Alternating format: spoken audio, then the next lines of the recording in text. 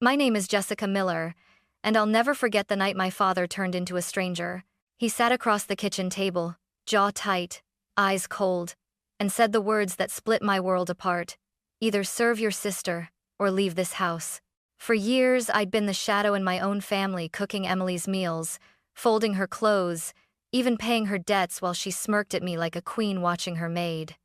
Dad always defended her, always reminded me that family means sacrifice. I thought I could endure it forever, but that ultimatum wasn't just another order, it was a final insult, one that snapped something inside me. Instead of fighting, I smiled, stood, and pulled my suitcase from under the stairs. Their laughter followed me out the door, certain I'd crawl back, but a week later, with 29 missed calls flashing on my phone, they learned the truth. I was gone. Dad's words still echoed in my head as the silence stretched across the living room.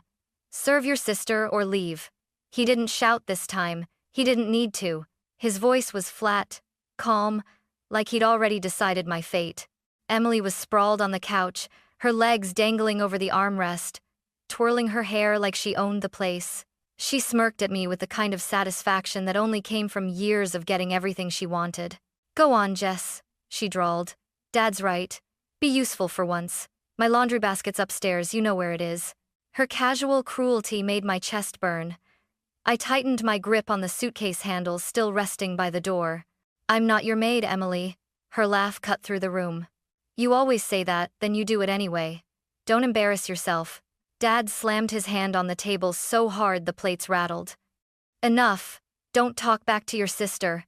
She deserves respect. Everything in this house, you owe to me. Without me, you'd be on the streets." My voice shook, but I forced the words out. "I've been working since I was 16. I paid bills you didn't even notice. I gave up school so Emily could have her dream college. And you're still telling me I owe you?" Emily rolled her eyes. "Oh, please. Playing the victim again. You love the drama." The heat in my chest spread to my throat. I looked at both of them, my father, who should have protected me, and my sister, who treated me like a servant, and I realized something terrifying. They were united. Against me. "Fine," I whispered, each syllable trembling but sharp. "If leaving is what you want, then I'll give you exactly that." For the first time, Dad looked startled. Emily stopped smirking. "Jess, don't be ridiculous," Dad said, his voice low, warning. "You're not going anywhere." I lifted the suitcase. "Watch me." I turned toward the door. Emily's voice followed me, dripping with false confidence. "You'll be back. You always come back." The screen door creaked as I pulled it open. Their figures blurred in my peripheral vision, Emily's mocking grin, Dad's rigid posture. I stepped out into the night, the cool air slicing across my face like freedom and fear rolled into one.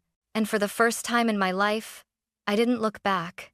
The night swallowed me whole as I stepped off the porch, suitcase wheels rattling across the cracked pavement. The streetlight flickered above, casting long shadows that stretched like ghosts behind me. My hands shook, but not from fear. It was adrenaline, raw, bitter, and strangely liberating. Behind me, the front door slammed. Emily's voice carried through the night air. "Don't get too far, Jess. You'll be back before sunrise." Her laughter stabbed through me, but I didn't stop. Each step felt heavier than the last, as though the years of sacrifice I'd carried were packed inside that suitcase. I remembered being 10 years old, saving the bigger slice of cake for Emily because Dad told me, "She's smaller, she needs it more." I remembered skipping the school dance to babysit her when Dad went out.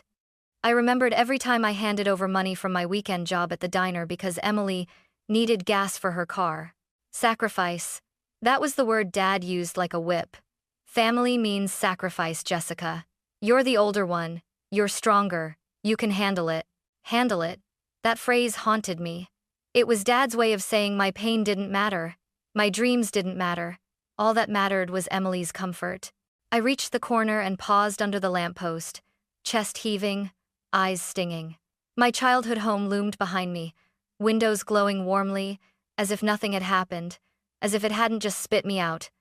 I half expected Dad to come storming out, to drag me back with his iron voice. But the night stayed quiet. For the first time in years, the silence was mine. I tilted my head back, staring at the thin slice of moon above. A laugh slipped past my lips, shaky and strange, but real. It wasn't happiness. Not yet, but it was a spark of something close. Freedom, maybe. Or defiance. I whispered into the empty street, my voice trembling but fierce. Let's see how they survive without me. The suitcase handle dug into my palm as I gripped it tighter. Every step away from that house was a step towards something new, something terrifying. But mine. I didn't know where I was going. I didn't know how long I'd last on my own. But I knew one thing for certain. I'd rather face the unknown than live one more day being their servant. And with that, I kept walking, leaving behind not just a house, but the girl who had always bowed her head. The Pinecrest Motel looked exactly like the kind of place you stop at when you've run out of options. The neon sign outside sputtered weakly, buzzing against the quiet night, while the paint peeled from the doors like old scabs. I dragged my suitcase inside, the wheels squealing across the linoleum floor of the tiny reception area. The clerk barely looked up, just slid me a key attached to a cracked plastic tag. Room 12. Cash or card? He muttered. Card, I said, forcing my voice steady. My hands trembled as I swiped it. It wasn't fear, it was the sudden realization that this, right here, was my first night truly alone. Room 12 smelled like bleach and stale air. The single lamp flickered when I turned it on, casting shadows against the faded wallpaper. I set my suitcase on the bed, the mattress sagging beneath the weight, and collapsed beside it. For a moment, the silence pressed in so hard, it hurt. No Emily yelling for me to fetch her snacks. No dad barking reminders about bills. Just the hum of the air conditioner and the faint hiss of traffic outside. It should have felt peaceful, but it felt hollow instead. I curled my knees to my chest and let the tears come. Hot, relentless, but strangely cleansing. They weren't just tears of sadness, they were tears of release. Years of swallowed words, of slammed doors, of choosing silence because I thought it was love. When the sobs quieted, I wiped my face and reached for the one thing that had always been mine, my journal. The cover was worn, corners bent, pages crammed with everything I'd never dared say out loud. On a fresh page, I wrote 3 words. No more chains. The letters bled into the paper, fierce and final. Then I started listing everything Dad and Emily had tied me to. The shared phone plan in my name. The utilities I'd been paying for, just until Emily got on her feet. The credit card Dad had opened with me as a co-signer, the emergency fund I'd built, drained again and again for their crises. Seeing it on paper made my stomach twist. How had I let them take so much? How had I convinced myself that being used was the same as being loved? I set the pen down and stared at the ceiling. Tomorrow, I would start cutting ties, one by one. Let them feel the weight of the bills I'd been carrying alone. I reached over, clicked off the lamp, and whispered into the dark. You wanted me gone. Now you'll see what gone really means. For the first time in my life, the thought of tomorrow didn't terrify me. It electrified me. Morning light crept through the thin motel curtains, painting the walls a dull yellow. I sat at the rickety desk with my laptop open, coffee steaming beside me. My hands still trembled, but this time with focus, not fear. Today wasn't about running away. Today was about taking back what was mine. The first call went to the phone company. For years, Dad had insisted that all our phones be on one plan, to save money. What it really meant was that I paid the bill every month while Emily upgraded her phone like clockwork. Hi, I need to remove 2 lines from my account, I said firmly. The representative clicked away on her keyboard. That will leave just your number active. Are you sure you want to proceed? Yes, effective immediately. When the confirmation email hit my inbox, I felt lighter.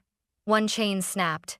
Next was the utility company. Dad had convinced me to put the gas and electricity under my name, since, your credit's better, Jessica. I'd believed him, of course, telling myself it was just temporary. Temporary had turned into 5 years. Cancel service at 814 Maple Drive, I told the agent. As of today. Another chain broken. The hardest part was the credit card. Dad had made me co-signer, just in case, and I'd watched the balance balloon with Emily's shopping sprees. I'd been making the minimum payments, terrified my credit would tank. Not anymore. Remove all authorized users, I instructed. Freeze further charges. The agent hesitated. Miss Miller, that means your father and sister won't be able to. I know exactly what it means. By noon, I had 3 confirmation numbers scribbled in my journal. Each one was like a stone lifted off my chest. My breathing felt easier, my shoulders lighter. For lunch, I walked to a diner down the street. Sitting by the window, I watched families come and go. A father helped his daughter with her coat, tying the scarf snug around her neck. My throat tightened, but I forced myself to look away. That kind of father had never been mine. Back in my motel room, I stared at the growing list in my journal. Phone plan gone. Utilities gone. Credit card frozen. There were more ties to cut, but already I could feel the shift. For years, they had leaned on me like I was unshakable stone. Now they would feel the ground crumble under their feet. I leaned back in the chair, closed my eyes, and whispered, "Let them stand on their own for once." And for the first time, the silence didn't feel hollow. It felt powerful. It didn't take long for them to notice. By Wednesday, my phone lit up like a fire alarm. 10 calls from Dad, 12 from Emily, and a handful from numbers I didn't recognize. By Friday, the count was 29 missed calls, my voicemail inbox overflowing with rage, confusion, and desperation. The first messages were sharp. Dad's voice thundered through the speaker. "Jessica, what the hell did you do? The phone lines are dead. Emily's without service. Fix it. Now." I deleted it without listening to the rest. Then came Emily.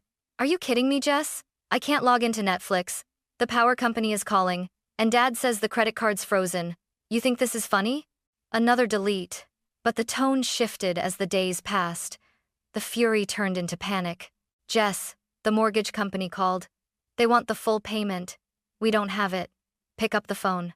"Jessica, please, your sister can't live like this. We need you. Family sticks together. Call me back."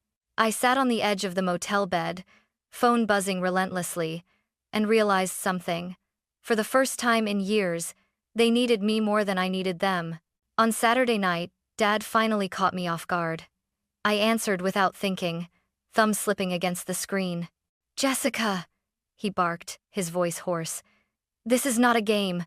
Without you, this family collapses." My grip on the phone tightened. "Then let it collapse. I'm not your servant anymore." "You ungrateful," he sputtered. "After everything I've given you, everything you've taken, you mean?" My voice shook, but I didn't stop.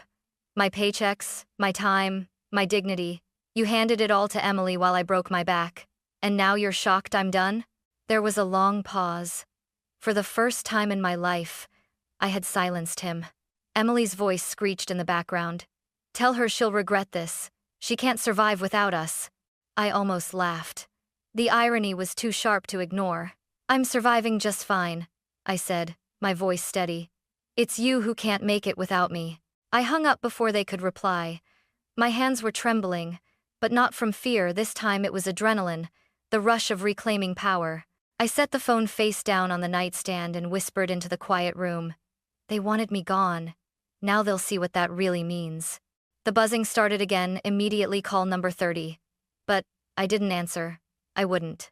For the first time, silence was my weapon. By Sunday, the motel room felt less like a refuge and more like a war room. Papers spread across the desk, bank statements, bills, old receipts. I wasn't just cutting ties anymore. I was uncovering evidence. That morning, I got a call from Hannah, a friend who worked at the local bank. I almost ignored it, but curiosity won. "Jess," she whispered, "you need to know something. Your dad came in last month trying to take out a loan in your name." I froze. "What?" "He said you'd co-sign. Brought fake paperwork even. We flagged it because the signatures didn't match." My stomach twisted. So it wasn't just exploitation. It was fraud. "Thanks for telling me, Hannah," I said, my voice shaking. I hung up and stared at the ceiling. Dad had been planning to dig even deeper into my life, to chain me tighter. And Emily, God, she must have known. The phone buzzed again. Emily this time. Against my better judgment, I picked up. Her voice was sharp, frantic. Jess, do you realize what you've done? Dad's furious. We can't pay anything. Do you want us homeless? Homeless? I scoffed. You mean like the years I almost lost my apartment because I was covering your bills? How does it feel, Emily? You don't understand, she snapped. I have things to deal with. I bit back the urge to scream. What things? Silence. Then a shaky breath. Fine. Credit cards. Shopping. A few loans. Dad said you'd help, like always. My chest tightened. The betrayal had layers, deeper than I'd imagined. So you two weren't just leaning on me, you were sinking me. Using my name, my money, my life. It's family, Emily insisted, voice breaking. Family sacrifices. Don't you dare use that word, I spat. Sacrifice is what I did every single day. Sacrifice is giving up school so you could go. Sacrifice is working weekends while you partied. What you call sacrifice is theft. Jess? Her tone softened suddenly. Calculated. You don't want to do this. You don't want to destroy us. Please, just come home. I closed my eyes, gripping the phone so hard my knuckles ached. For a second, I heard the sister I'd once protected from thunderstorms, the little girl clutching my hand. But that girl was gone. No, Emily, I said quietly, steel in my voice. You destroyed yourself. I'm just refusing to clean up the mess this time. I ended the call. The silence that followed was deafening, but it felt like armor wrapping around me. For the first time, I wasn't the one carrying the secret. They were, and I was ready to expose it. The knock came just after midnight. At first, I thought it was the motel manager, but the pounding grew louder, angrier. I froze, staring at the door, heart hammering in my chest. Jessica! Open up! Dad's voice roared through the thin walls. Emily's shrill tone followed. Stop hiding. You can't ignore us forever. I backed away, clutching my phone. The door rattled under Dad's fist. Open this door before I break it down. My throat tightened, but I forced my voice steady. You don't get to order me anymore. Ungrateful brat, he bellowed. After all I've done for you, you dare. All you've done? I shouted back. You stole from me. You lied to me. You made me a servant in my own home. Emily's voice cracked, desperate now. Jess, please, we just need you to fix this. Dad's right. We can't do this without you. That's the point, I said coldly. You can't survive without me, and I'm done saving you. The pounding stopped, replaced by furious whispers. I pressed my ear to the door and caught fragments. Police won't believe her. She owes us everything. Something snapped inside me. I hit record on my phone and yanked the door open. Dad loomed in the doorway, face red, eyes blazing. Emily stood behind him, mascara streaked from tears, but her smirk still fighting to survive. You think you're brave? Dad sneered. You're nothing without us. I lifted my phone. Say that again for the camera. He froze, realizing too late. Emily lunged forward. Turn that off! You can't! Actually, I can. I cut her off. This is evidence. Harassment. Intimidation. Fraud. Dad's jaw clenched. You wouldn't dare go to the police. The words left my mouth before I could second guess. I already have. As if on cue, flashing red and blue lights cut across the parking lot. A neighbor must have called them after hearing the commotion. 2 officers stepped out of the cruiser, hands resting near their belts. Sir, ma'am, step away from the door, one officer ordered. Emily's face went pale. Dad sputtered. This is my daughter. This is a family matter. The officer shook his head. Family or not, threatening behavior is still threatening behavior. Back up. I exhaled shakily, relief flooding me as the officers positioned themselves between us. For once, I wasn't the one cornered. Emily tried again, softer this time. Jess, please, don't do this. Just come home. I met her eyes, my voice low but steady. Home isn't a place where I'm treated like a slave. Home is where I'm respected. And you'll never give me that. The officers escorted them back toward their car. Dad's glare burned holes into me, but his power was gone. I closed the door, my knees finally giving out. For the first time in my life, I had faced them head-on and won. The morning after the showdown, I woke up to sunlight spilling through the curtains instead of fists pounding on the door. For once, the silence didn't feel heavy, it felt earned. I brewed motel coffee, bitter and weak, but it tasted like victory. My phone buzzed again, 5 more missed calls. A string of desperate texts from Emily. Please talk to me. Dad is losing it. We need you. I stared at the screen, then set it face down. Their chaos no longer belonged to me. A week later, I signed the lease on a small apartment near downtown. The walls were bare, the furniture secondhand, but when I turned the key in the lock, it felt like mine. Every creak of the floorboards, every flicker of the light bulbs, whispered freedom. I filled the space slowly. A thrifted couch, a bookshelf, a desk where I could write again. No one barked orders from the other room. No one mocked me for taking up space. For the first time in years, the silence was not loneliness. It was peace. News spread quickly in our town. Neighbors whispered about Dad's temper, about Emily's debts. I didn't have to defend myself. The truth defended me. Some offered sympathy, others shook their heads in disbelief that I'd endured it so long.